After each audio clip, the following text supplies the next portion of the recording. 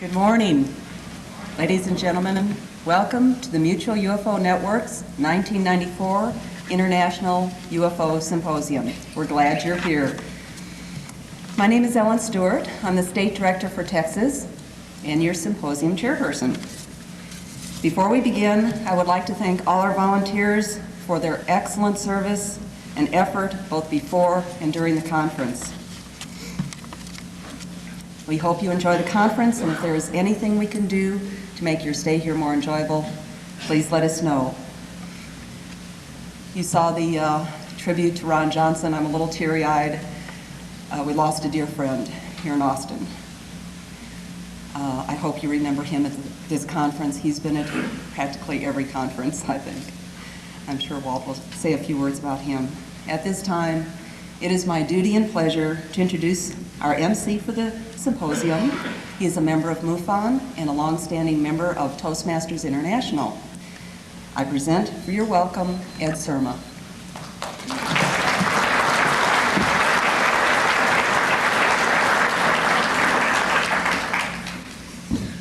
Thank you, Alan. Good morning, everybody. Don't overwhelm me with your enthusiasm, please. Good morning, everybody. There we go. As Ellen said, my name is Ed Surma. I will be your master of ceremonies for this symposium. We have a very exciting conference this year. I've talked to just about all the speakers. They're going to be great, and I know you want to get this conference started. Very important announcement, and from what I can see, everybody has already done this also, and that is to please wear your badge. Your badge is the only way we have to acknowledge that you are a paid attendee at this symposium. Our committee members were Ellen Stewart, Monty Stewart, and Dr. Joe. I don't know where you are because I cannot see a thing, but let me tell you, they worked long and hard to put these together. And in case anybody hasn't figured out, there is a souvenir slide in here. There's some Gulf Breeze photos, there's some crop circle photos, and there's some historical UFO photos. You know, nice souvenir. You can view them through a slide projector or a slide viewer. But please, you know, to make them happy, make our job easier, make it easier for the CIA to identify you, please put your badge on, okay? I love UFO people. They're great.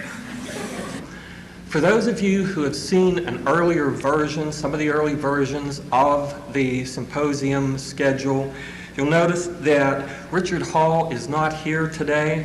His paper is in the proceedings. However, Richard Hall had a medical problem. I believe it was hip surgery, and therefore he was unable to attend today. So please join me in sending your best wishes and prayers to Richard Hall. Make sure he has a speedy recovery. Okay, that's it. It's time to start the show. Yesterday was July 8th. On that date, 47 years ago, the United States Army Air Corps announced to the world that it had captured a flying saucer. 3 hours later, Brigadier General Roger Ramey said, in effect, just kidding, that what they had recovered was a balloon with a radar target.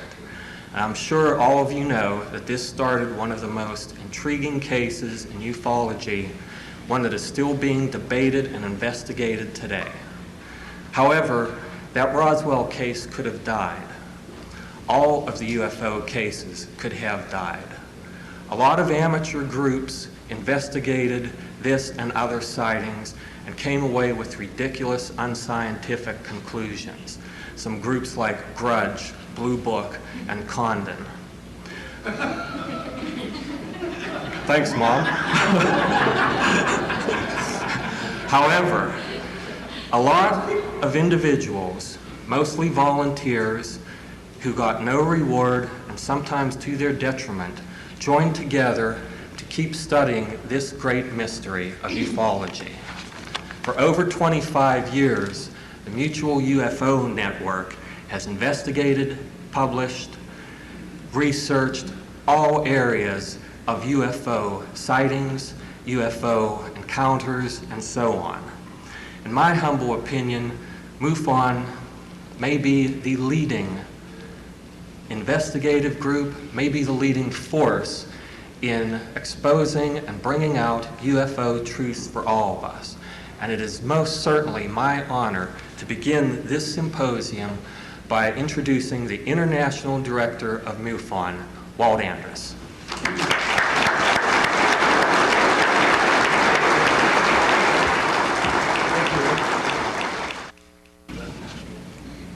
You notice the tribute to Ron Johnson early in the game on the film, and we would like, on June 9th this year, here in Austin, Texas, Ron Johnson, our Deputy Director of Investigations, our Vice President of the corporation, was attending an SSE meeting, annual meeting here in Austin.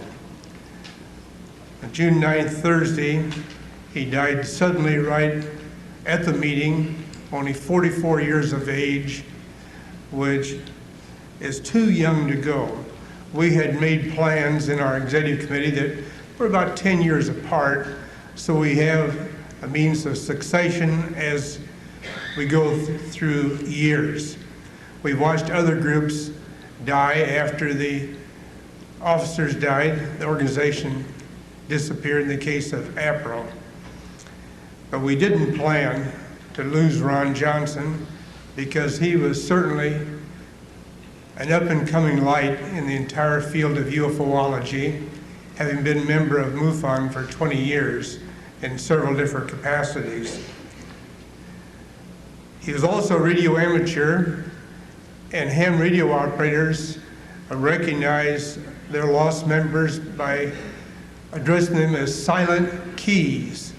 A silent key, in other words, you're no longer sending on microphone. So we'd like to take 1 minute, if you all stand, and 1 minute of silence in recognition of Ron Johnson.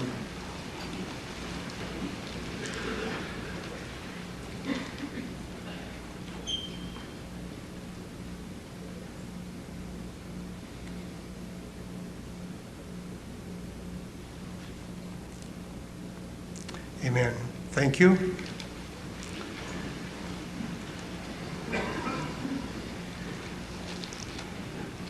As I look out in the audience, we can't see a soul. It was to recognize someone laughing at one of his jokes, and I'm glad they did it. Each year, we publish our International Symposium proceedings, and this year in particular, since it's our 25th anniversary, we've gone with our MUFON blue from the banner, and of course, everything in silver. Also, each year we dedicate the symposium proceedings, and we keep that within the executive committee, so it is somewhat super secret. The gentleman that we've dedicated to this year is present, but I can't tell if he's sitting out there right now or not in the darkness. I will read the brief dedication. The MUFON 1994 UFO Symposium proceedings are respectfully dedicated to Stanton T. Friedman. Each year, the proceedings are dedicated to the person who has made the most outstanding contribution to the Mutual UFO Network during the past years in advancing the scientific study of the UFO phenomena and demonstrating positive leadership as determined by the MUFON Executive Committee. Public recognition is hereby bestowed upon Stanton T. Friedman for his educational contribution as a public speaker on UFOlogy across North America, but more specifically for his stubborn and persistent determination to reveal the facts on the Roswell crash, the MJ-12 papers, and most notably the UFO cover-up by the U.S. and Canadian governments. It is with profound gratitude that a dedicated member of MUFON may be honored in this manner. Is Stanton present? We'll present his copy when he's soon available. Also, most of you already received your copy of the June MUFON UFO Journal. There he is.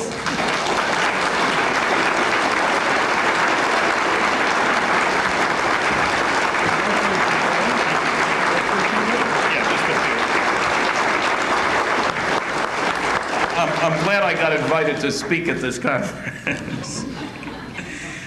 Just a very few words to say that I've appreciated the opportunity to work with MUFON.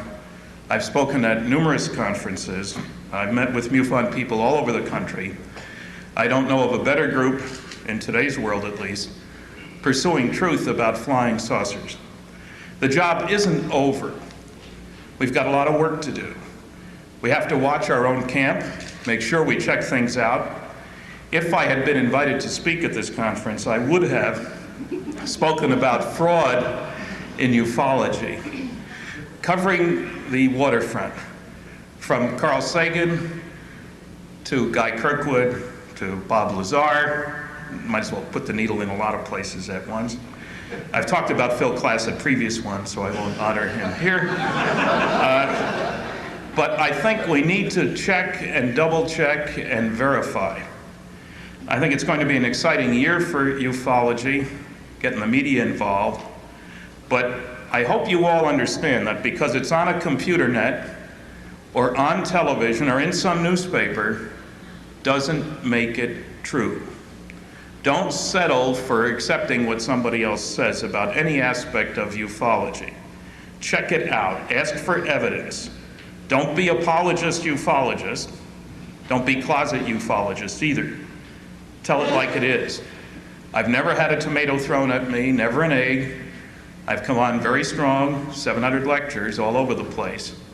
It's okay to speak out, but make sure you have your facts in gear before putting your mouth in gear. So I hope you all enjoy the conference. I'm looking forward to it. Thank you for the honor. On to next year.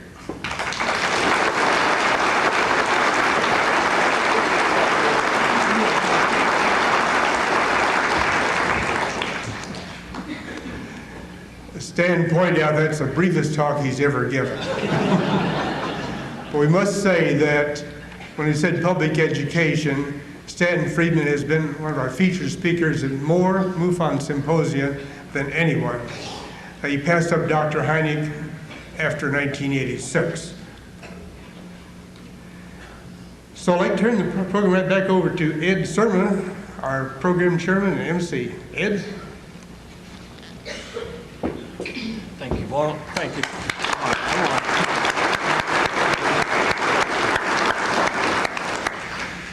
Thank you for all of those moving comments, Walt. And again, I just want to echo that the memory of Ron, let's keep it alive, and let's keep MUFON alive for the memory of him and people like him.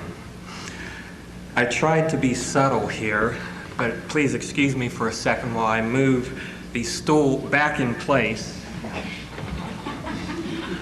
I wanted all of you to think that Karla was tall. As Walt said, our first presenter today is Dr. Karla Turner. She was a full-time professor of English, but in 1988 her life took a slightly different turn. Her book, Into the Fringe, which is available in the vendors area, documents her family's experiences with UFO sightings and abductions. She's now a full-time abduction researcher based in Arkansas and is very active in publishing and lecturing on UFO phenomena. Her current work is entitled Taken Inside the Alien Human Abduction Agenda. Her presentation today is called Alien Propaganda, Fantasy and Fact. And so, will you please welcome the much taller and very honored Karla Turner.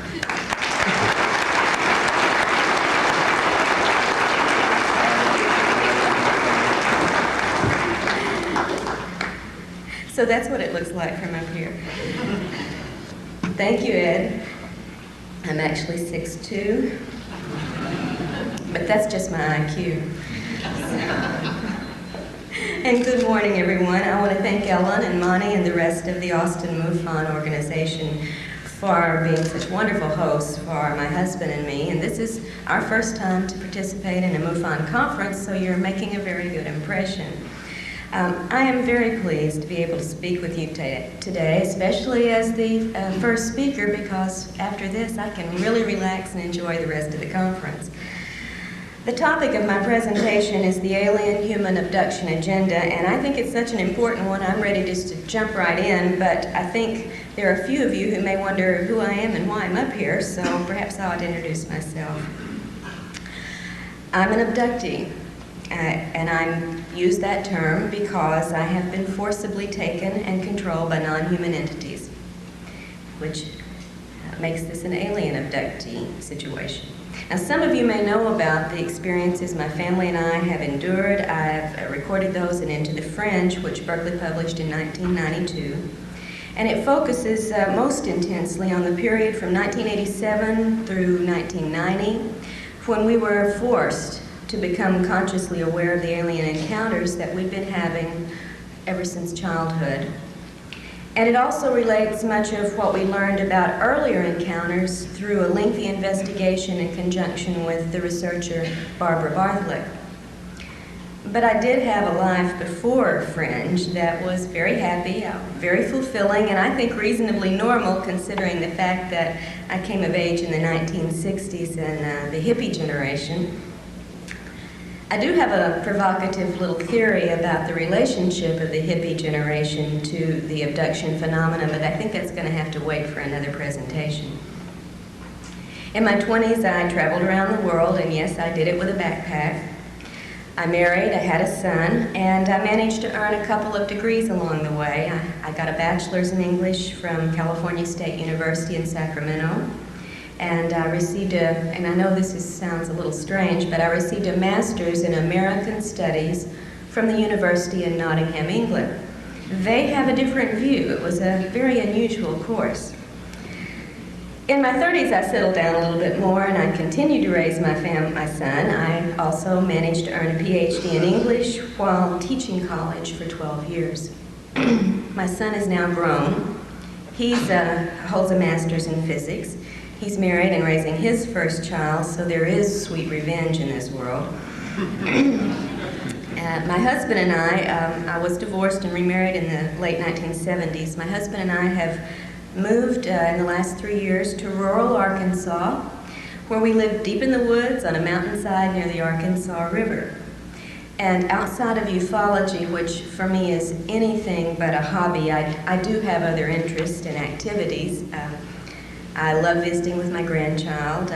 I study the usefulness of the wild plants that grow on the mountainside where we live. I have a great deal of fun playing with my chihuahuas, and I enjoy the music and the concerts of Bruce Springsteen. So I do have some other interests here. Old hippies never give up their hobbies, you know. I quit teaching college in 1991, and since then have devoted, as was mentioned earlier, all of my efforts to abduction research, beginning first in conjunction with Barbara Barthlick when I was in Texas, looking into reports in the Texas-Oklahoma area, and then later independently, researching cases around the country. My most recent work is reported in the new book, Taken, that was referred to also earlier, that was published this past April by Keltworks. And I hope we will, by the time I'm through talking, understand all of the connotations that I imply with the title, Taken. It is not just the abduction aspect that I'm talking about. As both an abductee and a researcher into other people's experiences, I feel that I have a somewhat expanded context or knowledge of this phenomenon.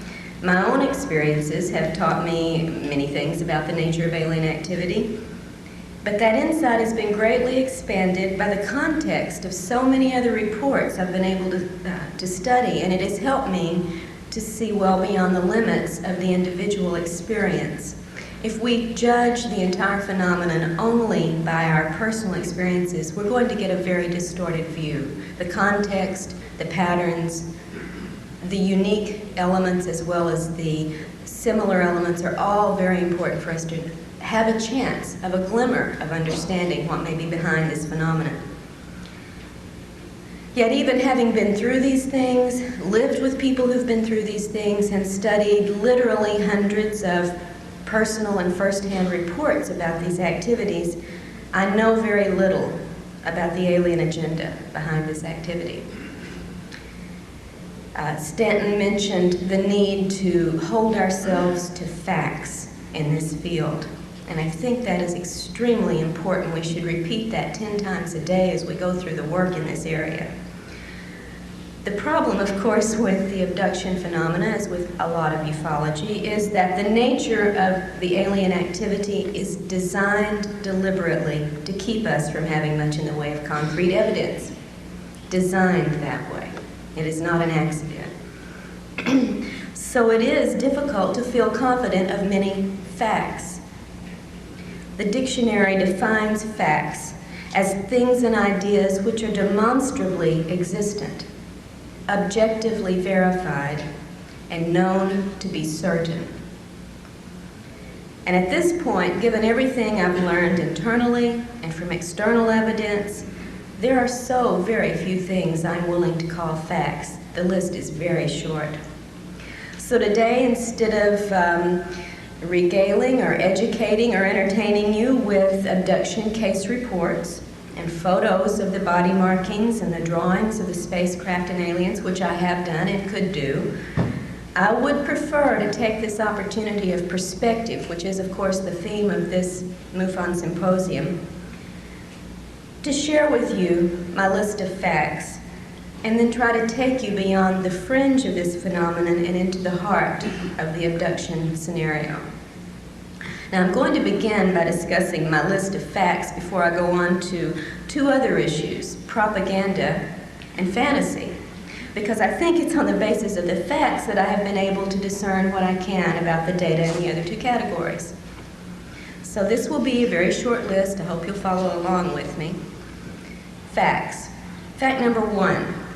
We do not know with any certainty exactly what these entities may be. Extraterrestrial, interdimensional, terrestrial in origin, some combination of all of the above, something we have yet to even dream of. I'm going to use the term alien merely for convenience, and I am not implying that I believe they are from another planet. Now, certainly they may well be. We just don't know, and that's a fact. The aliens themselves have identified a number of different origins to various abductees and contactees throughout the years, but of course we humans have absolutely no way to check out any of the statements that they've made. Therefore, we cannot know these things, as the dictionary says about facts, to be certain, to be objectively verifiable.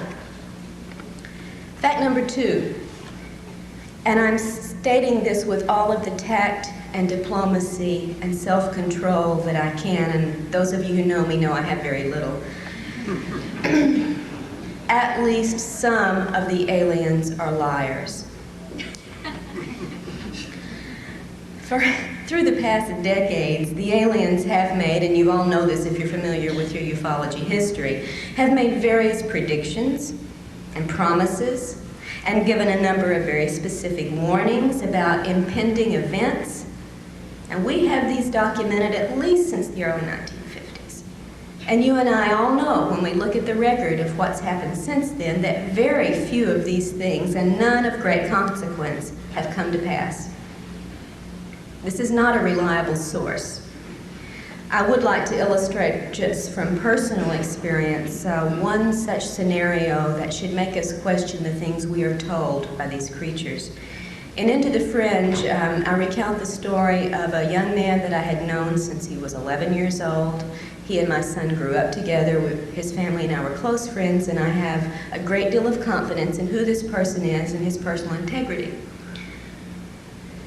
He went through an intense series of encounters and abductions, as we all were doing in this particular group during 1987 and 88 and 89. And one of the entities with whom he had repeated, almost regular contact was an entity who described itself as an interdimensional being, stating that its group was 10th dimensional and knew about the 11th, the way we know about the 4th dimension. This entity would appear in various physical guises during its encounters with James. Sometimes it would be a nebulous form, sometimes it would be a human-looking woman, but sometimes only her head, sometimes her head and her hands if there was something she wanted to show him. So it varied. At one point in an extraordinary weekend of events, which are recorded in detail in Fringe, James was compelled to go out of state to a particular area. He was at his grandparents' house and was abducted in the middle of the night and taken to a hill a few miles from there where this woman materialized in full form this time. All the body parts were there.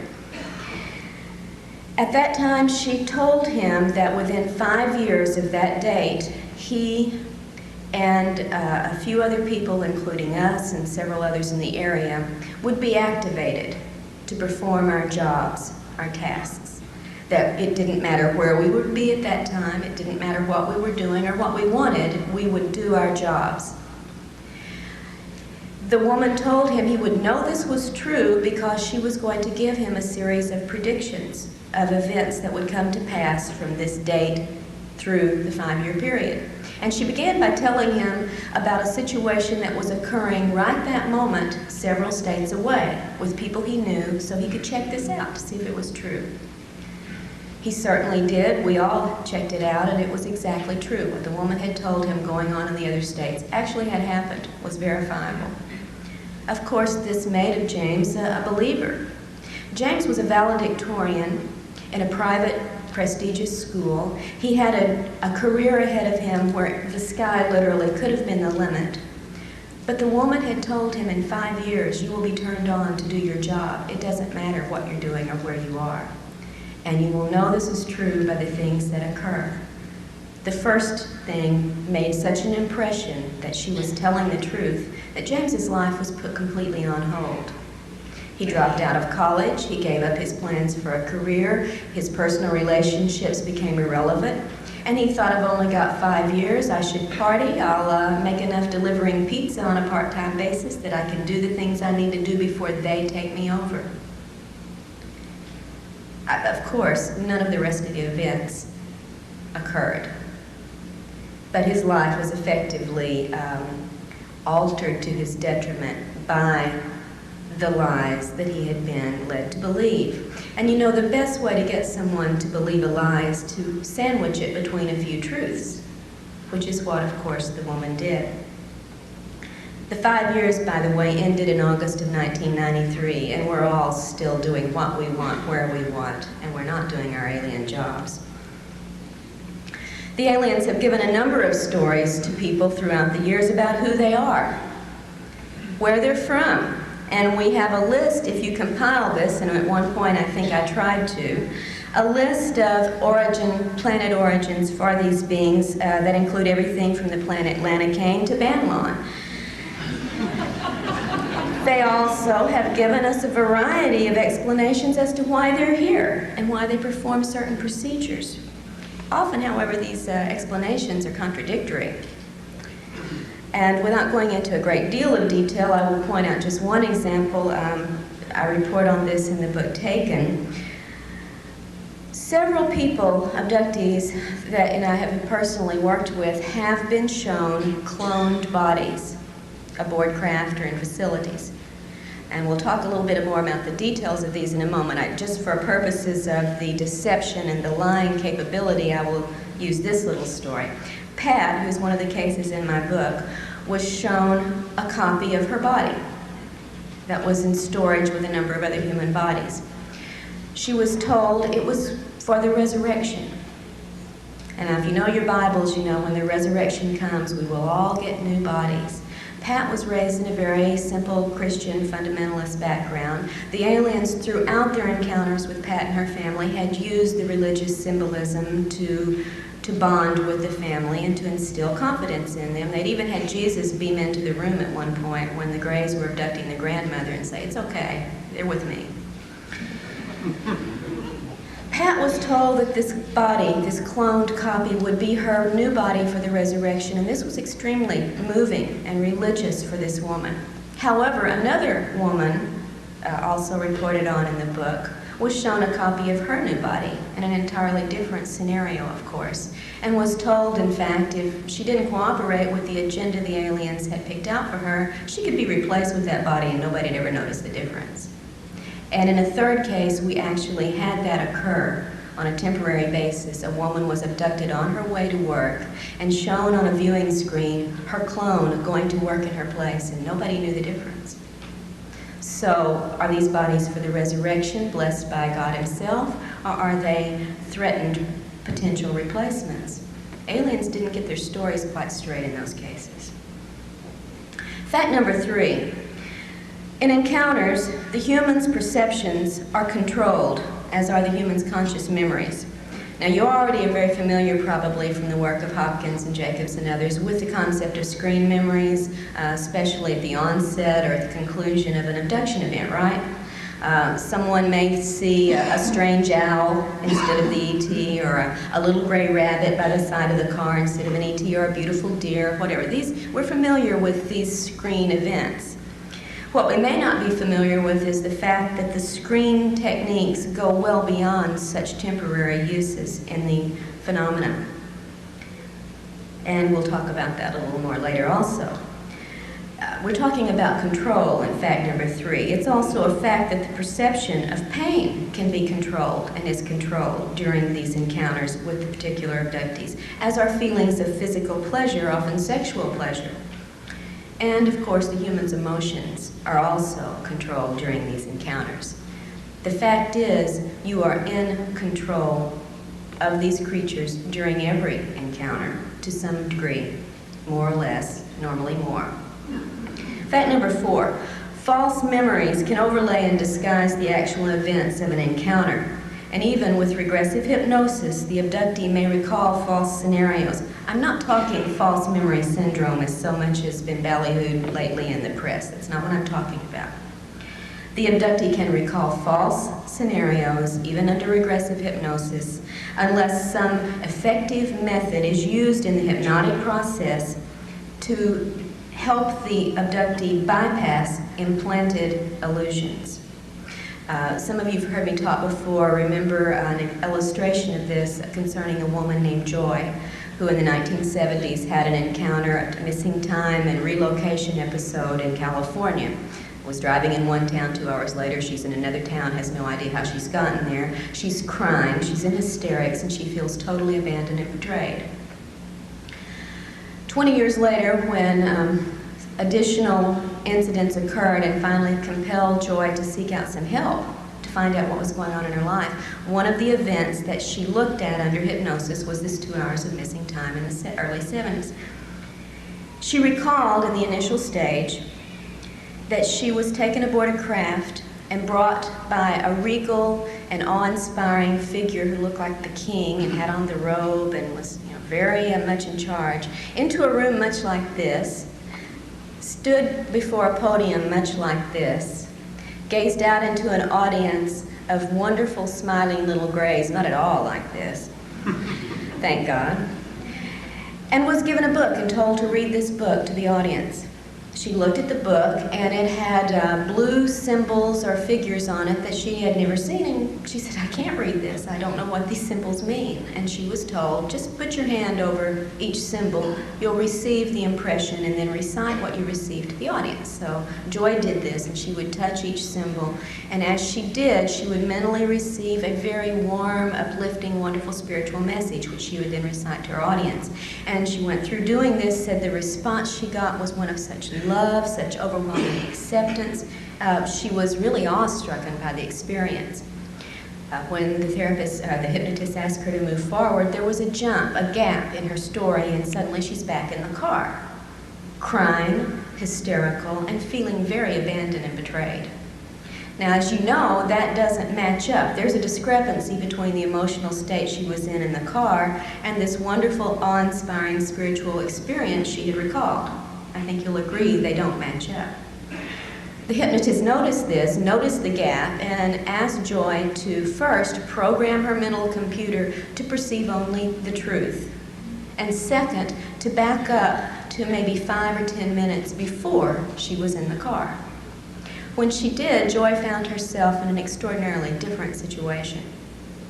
She wasn't reading a book to a loving and warm audience. She was naked, suspended in a beam or tube of light, being poked and prodded by a group of aliens who were using her much as a biological chart to explain, as we might to students, this is what this part does, this is what that is. And then she was put on a table, tilted at an angle, and was forced to endure some sexual intrusions. At this point, Joy, who could not move or talk, was mentally screaming to God and to Jesus, with whom she had very great faith, to help her, to save her, to make this stop.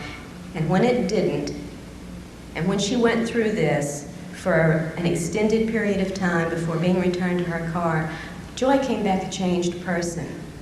Abandoned and betrayed, she felt, by her God.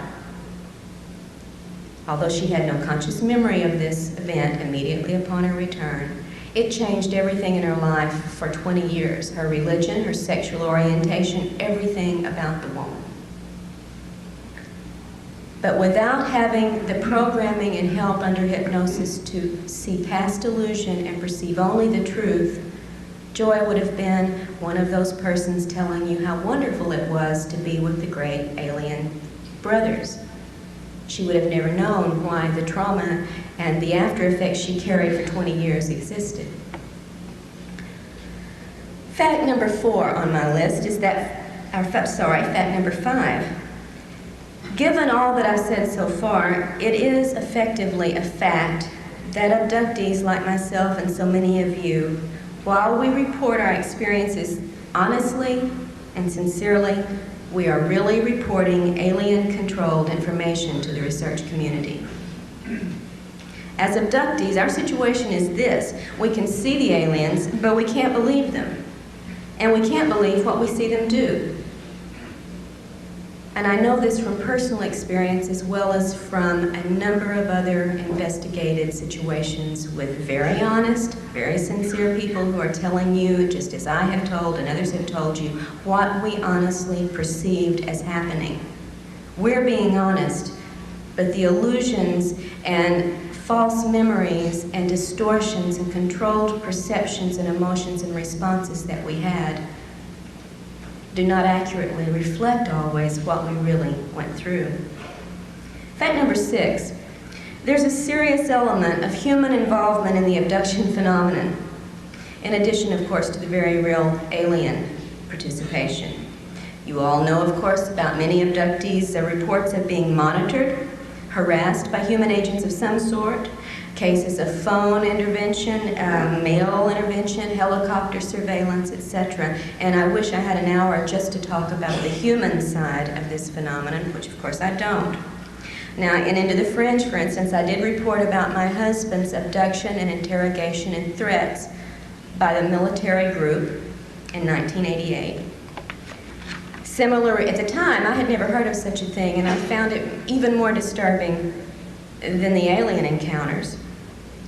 Similar reports, though, have been made by a number of other abductees, some of whom I'm sure you're familiar with, such as Leah Haley's case, Alicia Davison in California, and some of you may be surprised to know Debbie Jordan.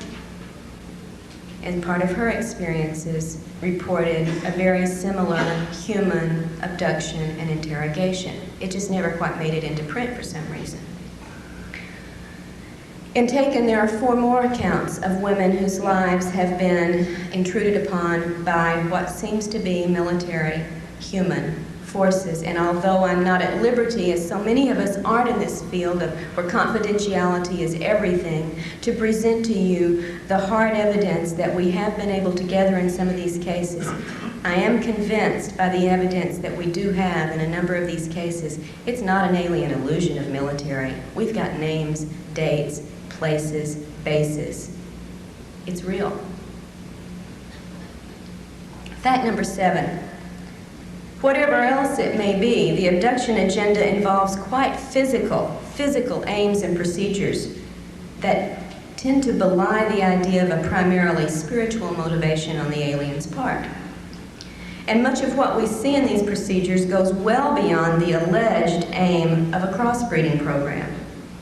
If you think the aliens are only interested in making hybrid babies, then I invite you to figure out what these following procedures have to do with the process.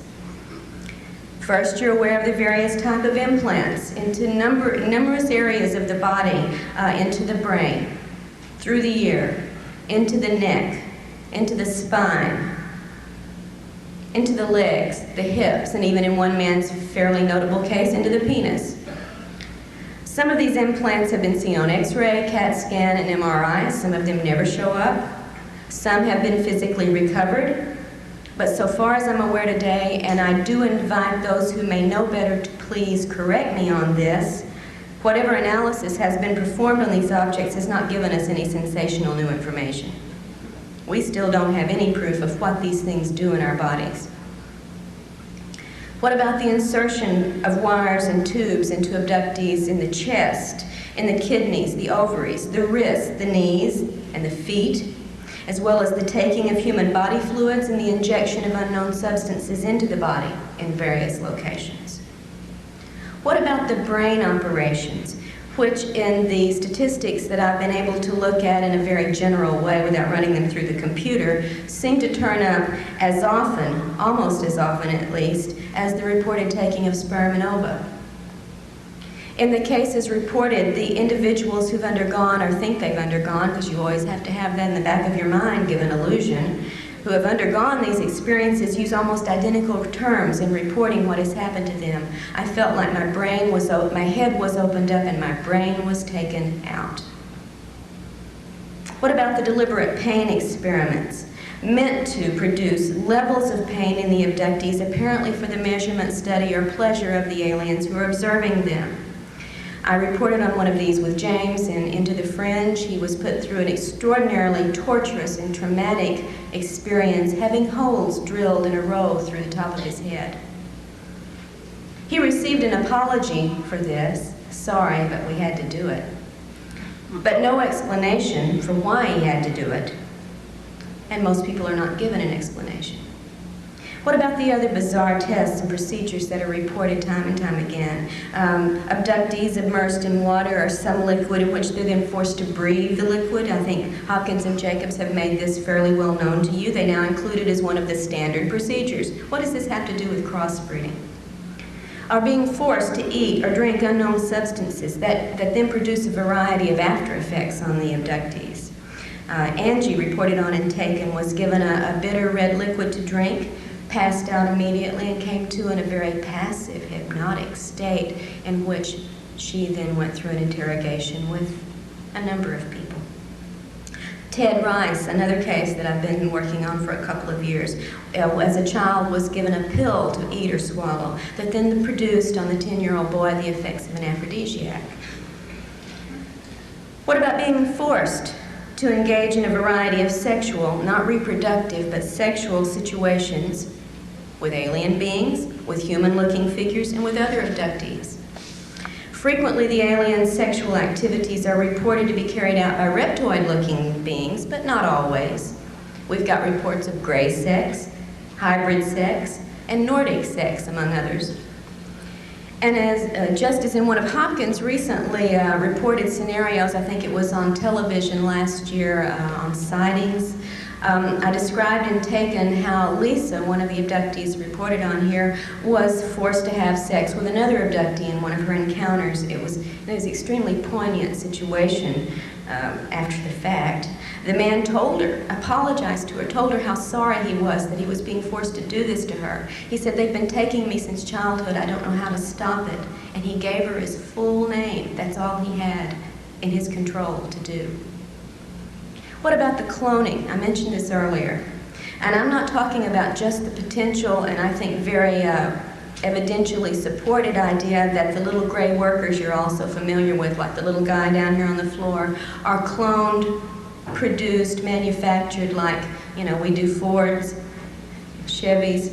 Not just this kind of cloning of the same sort of creatures to go out and do the work, but also the cloning of human bodies, which, as I said, have been shown to abductees. Sometimes they match and are identical to the human in the situation. Sometimes they're just a bunch of identical bodies, inert, adult, bodies. In one case, a man was taken to a facility in which he saw a room in which there were about 40 inert human bodies, 20 male, 20 female. The males were all identical to each other. The females were identical to each other, and they were beautiful, blonde, healthy specimens. What do these things have to do, is what I've asked you to think about, with the crossbreeding agenda? Fact number 8. All of the things that I've described to you so far are part of the aliens' physical aims and procedures. But that isn't all there is to their motivations. The agenda also involves the long-term psychological programming of the abductee. It targets, among other concepts, our social and personal relationships, our sexuality, our political ideas, and our religious and spiritual concerns. For instance, many of us, through our experiences, and I think I could get a show of hands on this, are made to be highly suspicious of our government. Now, perhaps with good reason. And in general, we become less trusting and intimate with people outside of this field, and very paranoid often of people within this field. As one of the women in the book, Jane, in Taken, has said, the aliens had fostered in her mind a mistrust of the government. Certainly it has changed most abductees' spiritual concerns and social agenda. With Pat, also reported on in Taken, the aliens, as I mentioned earlier, used a religious approach in their contacts with her, telling her very early on that they were angels, but, as they said, not as you've been taught. And they even had Jesus, as I said, appear in her bedroom to give us okay for a subsequent multiple family abduction event that occurred that night. Pat told me about this as her brother and sister, who also remembered the event, and said that Jesus had blonde hair and blue eyes and was very beautiful and wonderful. And I pointed out that, this is physically inconsistent with the historical Jesus that we know about from the Bible. He certainly probably didn't have blonde hair and blue eyes, and Pat could only say, well, this one did. On socio-political terms, abductees often find themselves obsessively interested in ecology, animal rights, globalism, but I've yet to see the really hard evidence, other than the ecological side of this, that this is a result of alien programming or a response, a human response to our own experiences, which tend, when one goes through trauma, to make one much more empathetic to others going through trauma. On more personal terms, abductees often go through specifically sexual obsessions, dysfunction, and compulsions.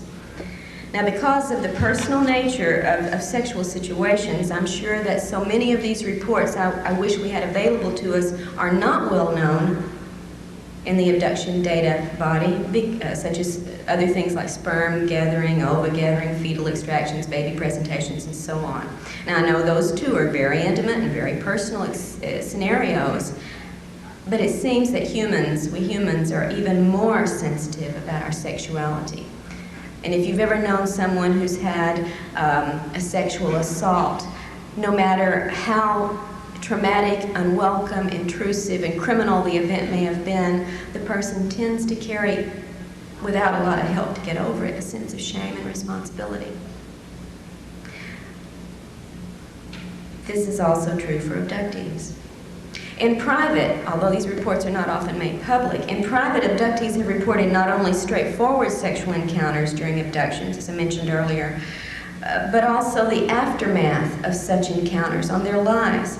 You might be surprised, and again you might not be, to know how many abductees report obsessions or compulsive masturbation after their experiences that they do not have control over.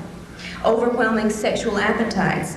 Conversely, the loss of all sexual appetite or the fear of sex, as well as sexual obsessions with people the abductees normally would never be attracted to. Fact number 9. With their advanced technology, the aliens can create virtual reality scenarios that are usually absolutely real to the perceptions of the targeted abductee. Now, such capabilities have often been theorized and hypothesized and discussed in this field, but for me, they were confirmed in an extraordinary case, multiple case, that I have helped research for the last couple of years, involving an abductee named Ted Rice. This is the one story I do intend to tell in detail before going on. In the early 1990s, Ted was in Florida visiting an old friend named Marie, and she had also invited a third friend, a woman named Frances, as a house guest. Ted was in one room. Marie and Frances went to bed in twin beds in the other room. Shortly after going to bed, Ted heard his hostess Marie screaming, "Ted, come here quick." And he hopped up out of bed, ran down the hallway, and as he approached the other bedroom, he could see a blue glow coming through the open bedroom doorway. When he walked inside, he saw a very strange situation. His host, Marie, was pinned as far away, up against the wall, as far away from the bed area as she could, staring fixed at one of the twin beds in which Frances was still lying. The bed was surrounded by a large, spherical, blue energy field of some sort through which little lights seemed to dart and move. Frances was raised in a slightly raised position just as she had been starting to sit up in the bed and had been paralyzed in that position. Ted and Marie yelled at her, "Are you in pain? Can we help you? What's wrong?" She could barely hear them, and when she did answer them, they could barely hear her, and this is in a small bedroom.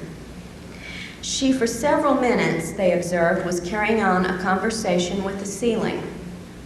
And then a few minutes later, she was carrying on a conversation with the foot of her bed.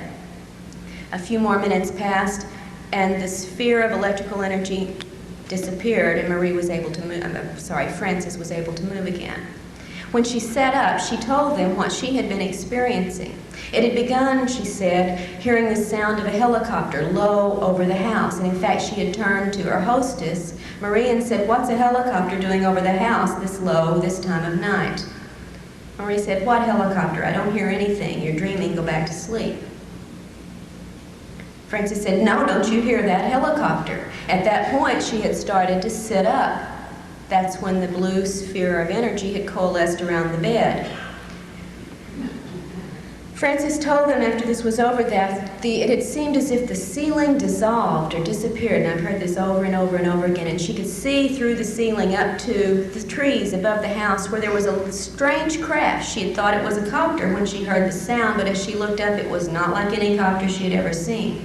And within this were two alien creatures, which she described in physical detail, with which she carried on a conversation for several minutes. And then she said they came out of the craft and beamed down to the foot of the bed. "Didn't you see them?" And where she carried on another few minutes of conversation. When the sphere disappeared, so did the aliens, so did the invisible ceiling, and so did the strange craft.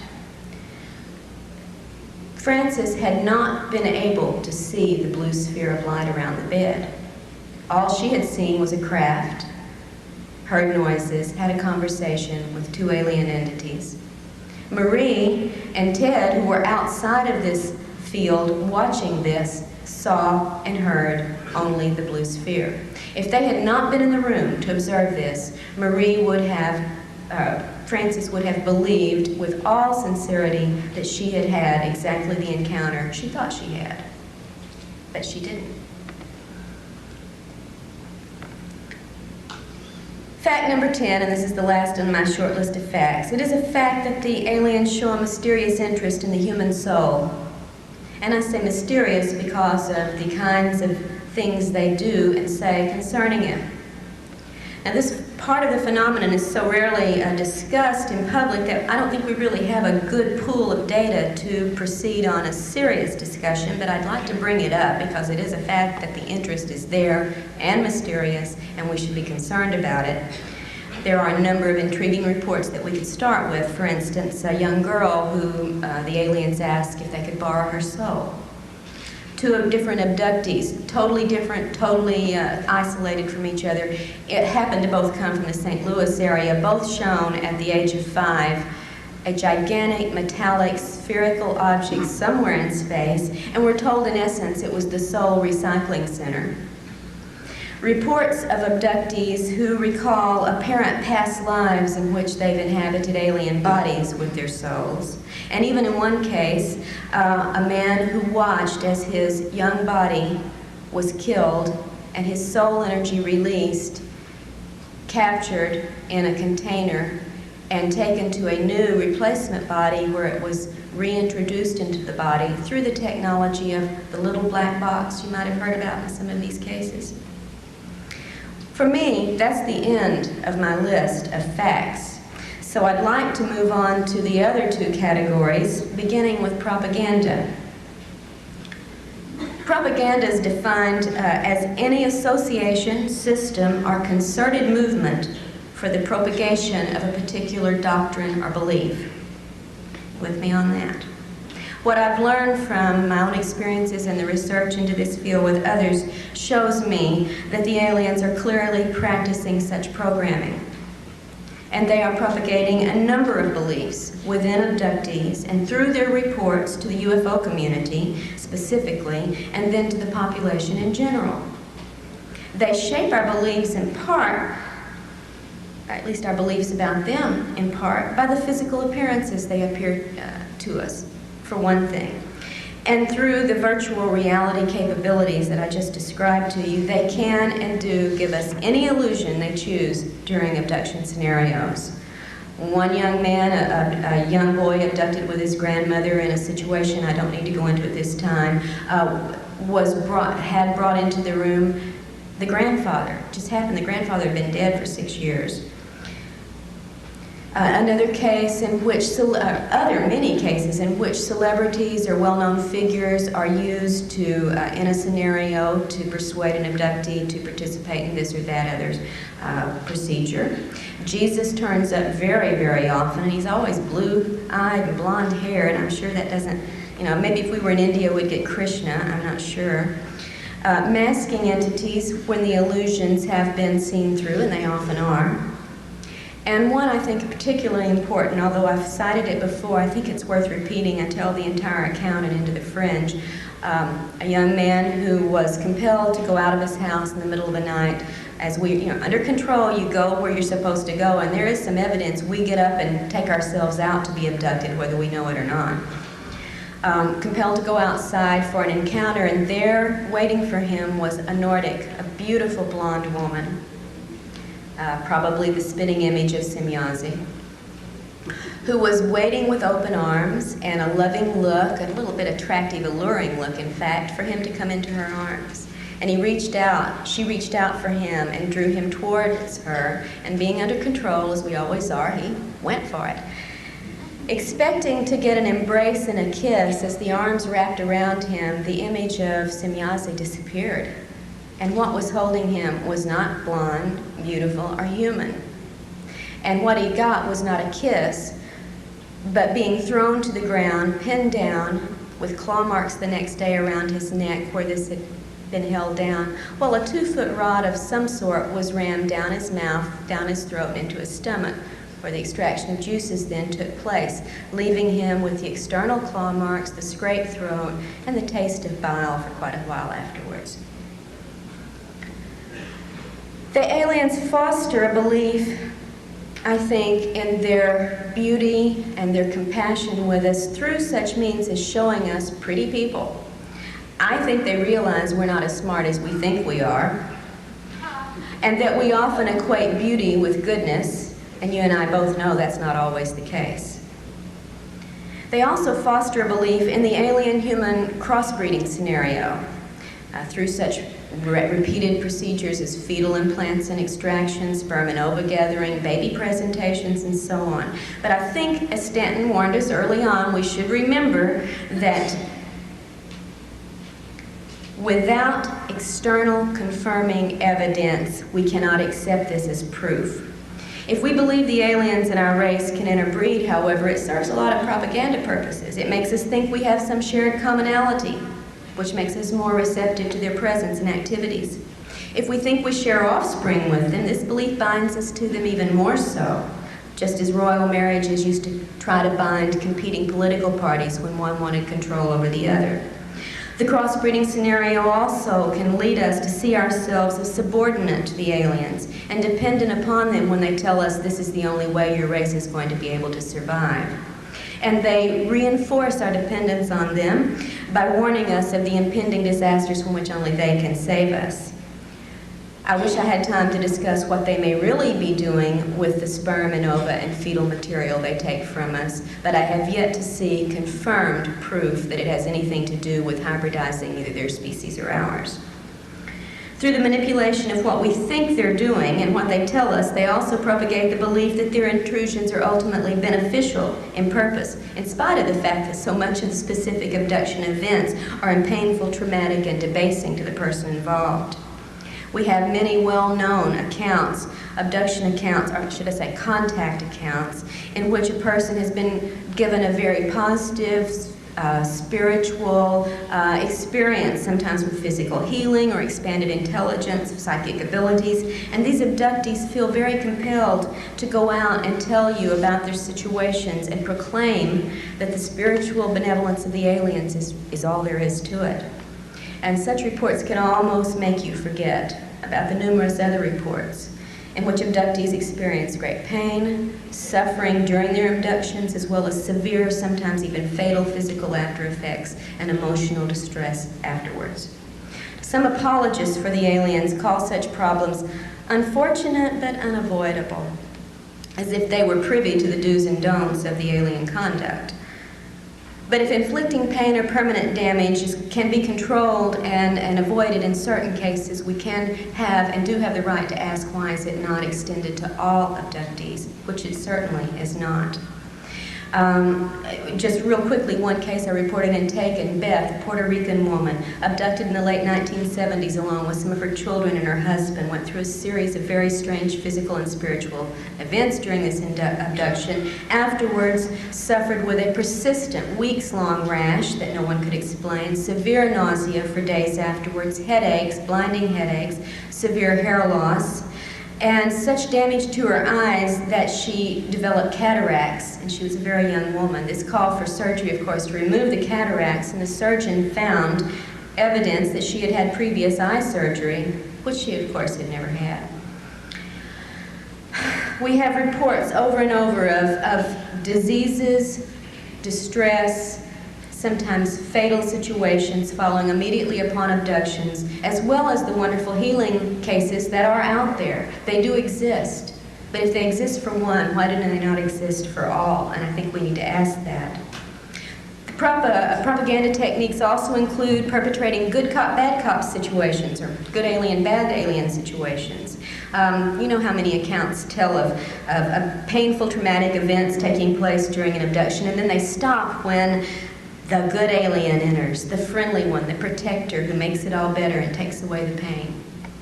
Binds us to them. We've got a helper. Reminds me of what goes on in some of the abduction and hostage situations we've been familiar with over the years. These things tend to instill in the abductee a sense of awe, a sense of fear, a sense of vulnerability, and in a very, very strange way, a sense of bonding and identification through that protector alien figure, making us subordinate and vulnerable in our relations with them. The aliens start early in the abductee's life to instill notions that the abductee somehow belongs to the aliens, is alien property, sometimes telling children, as they told me, that they are their parents, that the human parents are not the real parents, that we are their possession.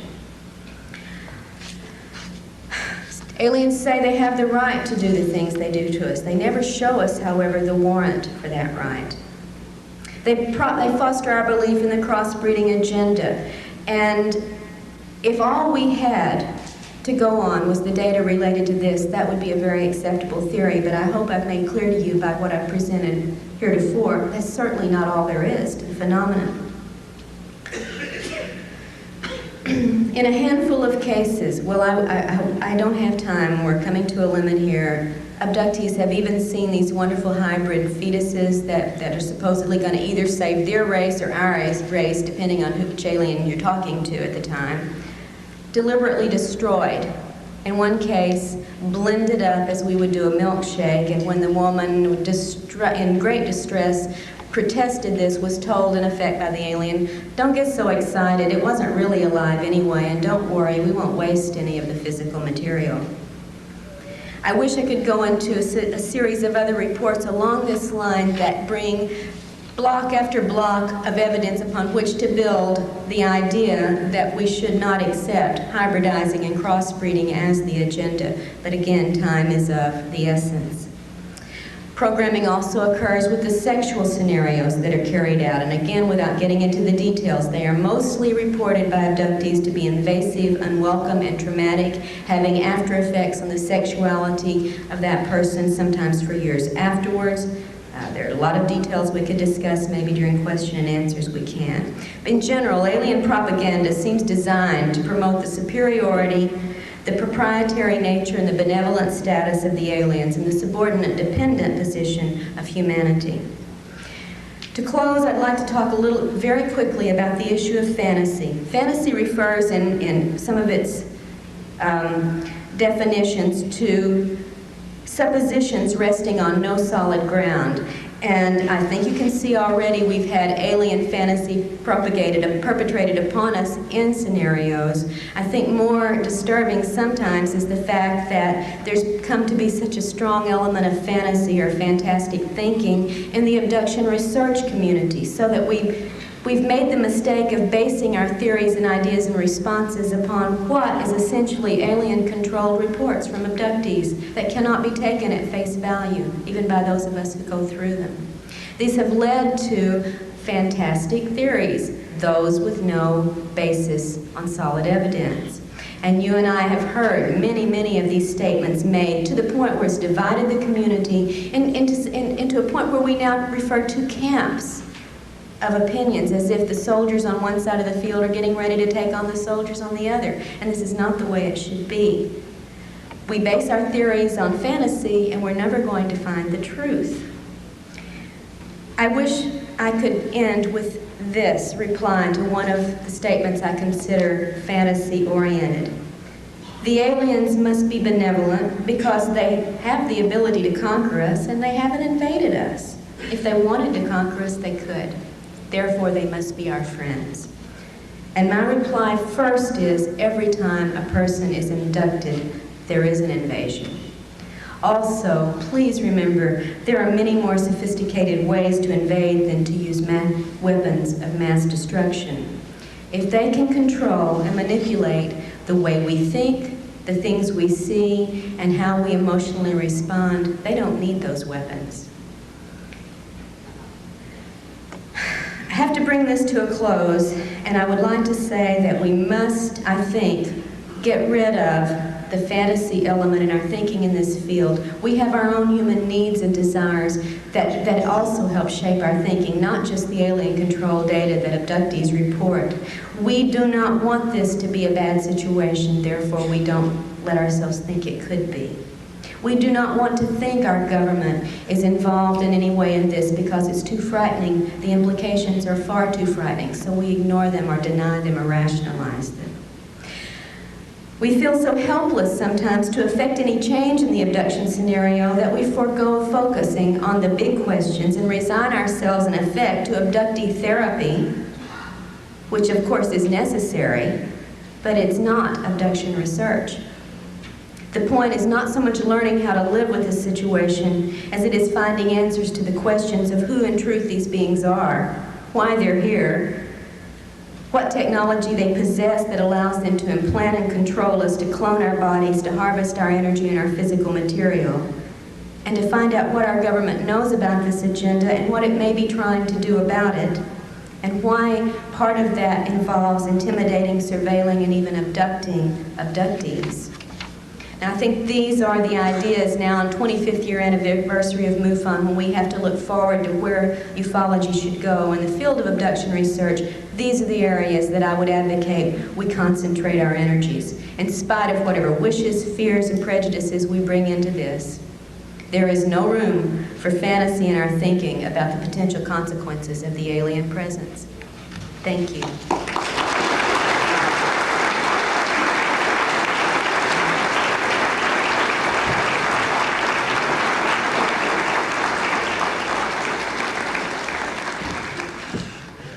Thank you, Dr. Turner. Ladies and gentlemen, I'd like to ask you to please remain seated. The next speaker is going to start in about